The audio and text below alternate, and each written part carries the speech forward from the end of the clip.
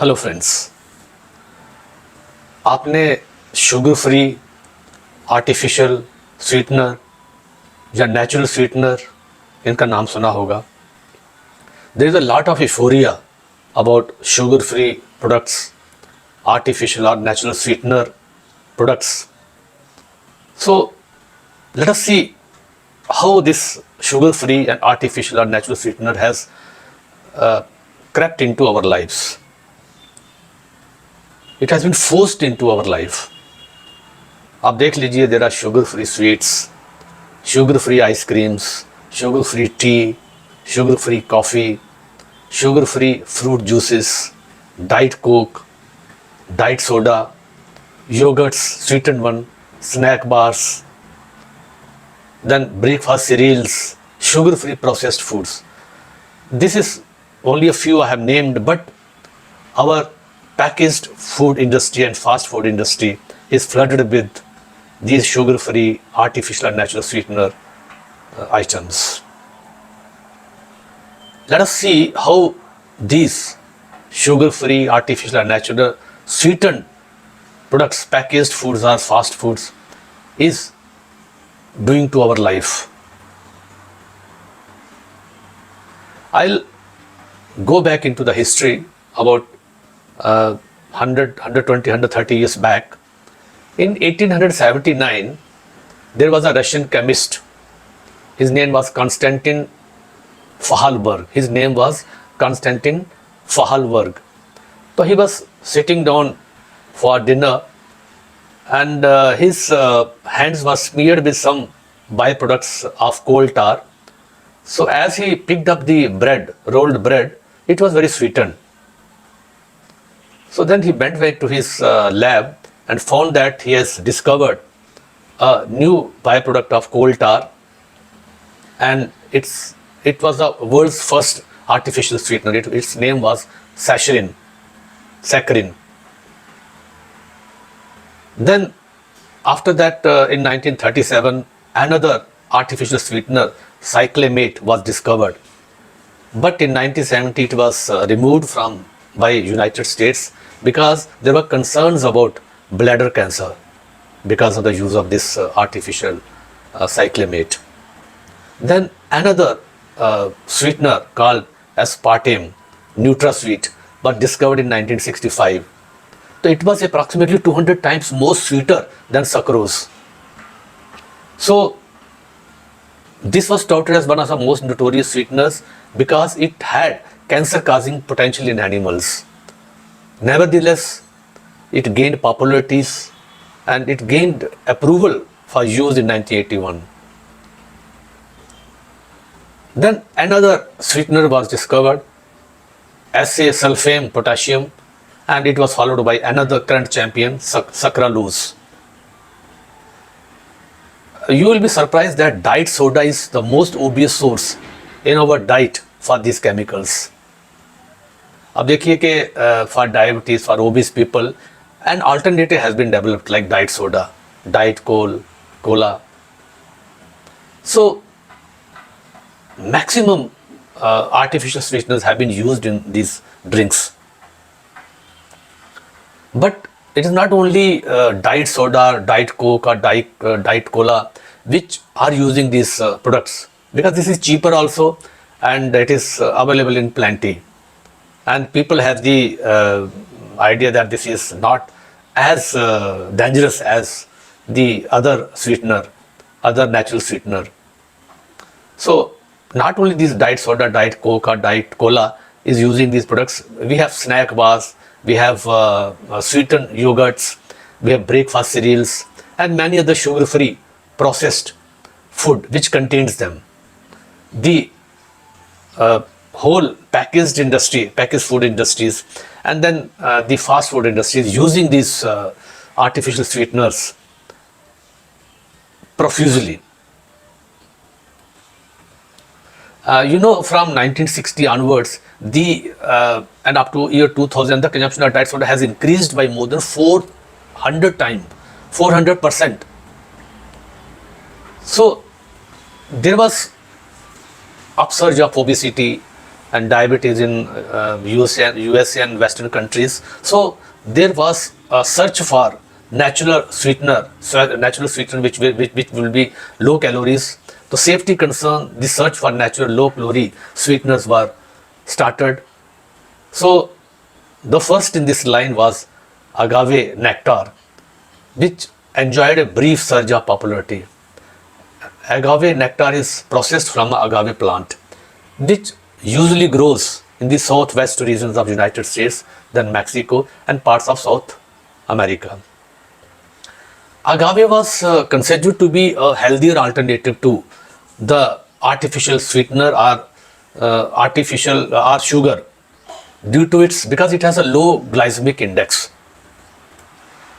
Then a doctor, Mehmet Oz, a cardiologist, he briefly touted these health benefits of agave nectar before reversing his stance. He realized that it was a mostly fructose. About 80% fructose is there in agave nectar. So agave's low glycemic index is because of the fructose content, high fructose content in this. And you know, the glycemic index is always glucose is taken as a reference for this, because there is only about 20% glucose in this agave plant, agave sweetener.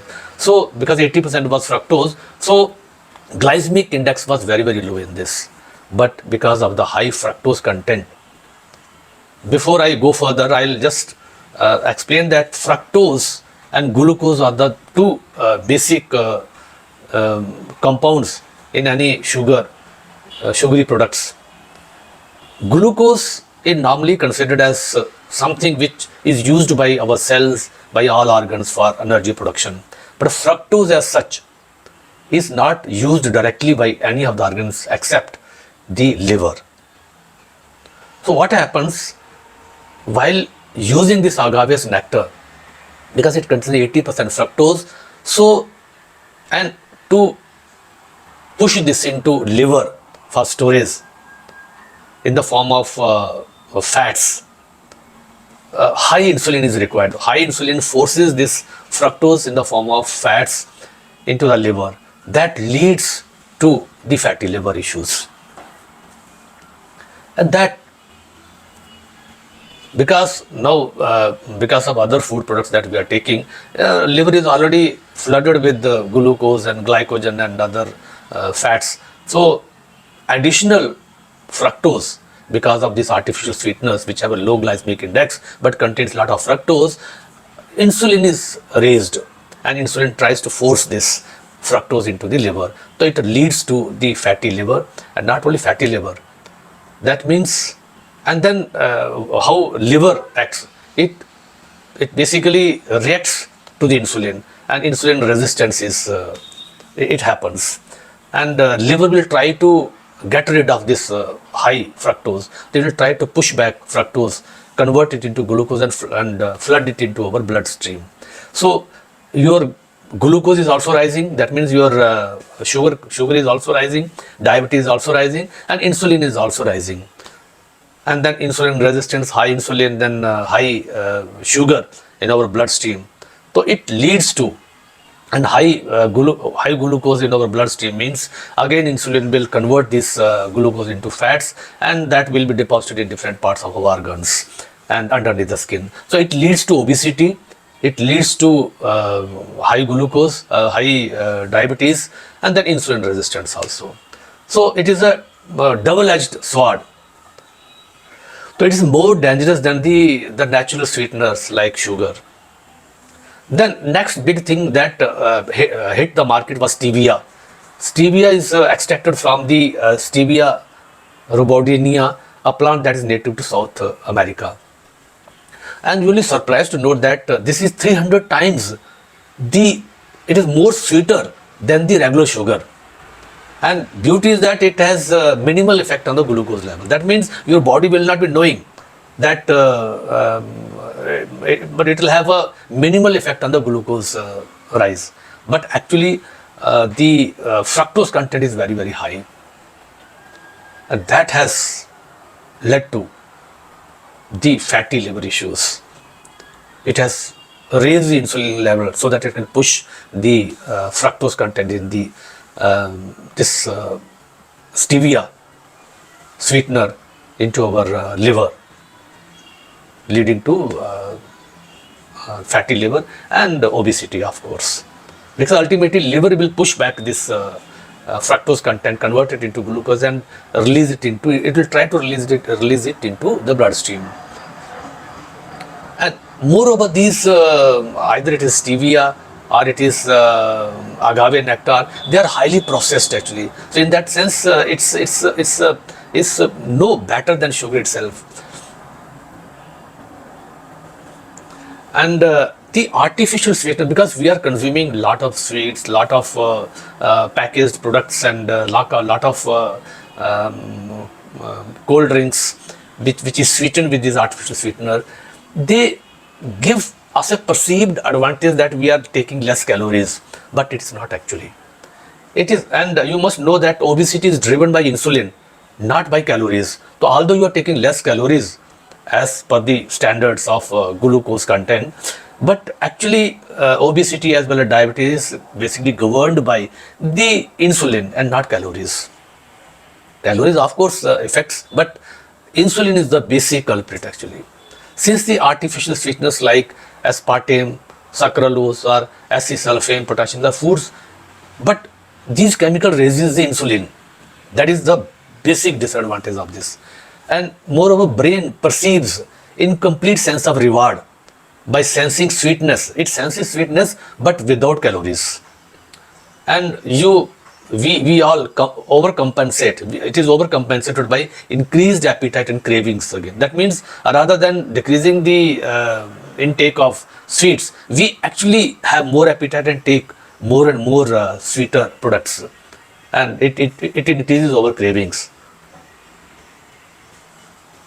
And functional MRIs studies have shown that glucose is very good actually. Glucose, when it goes to our brains, it activates the brain's reward centers fully, and you feel a sense of satiety. That means you feel satisfied. But sucralose and other artificial sweeteners, it does not activate our brain's reward, and we still feel that the cravings again increase because we want more and more, because brain is not satisfied.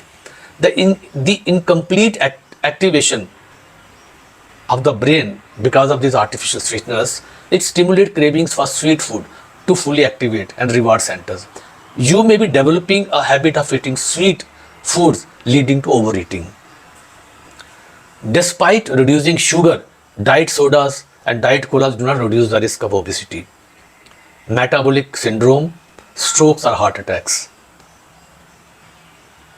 Now question arises, why? Because it is insulin and not calories that ultimately drives obesity and other metabolic syndrome.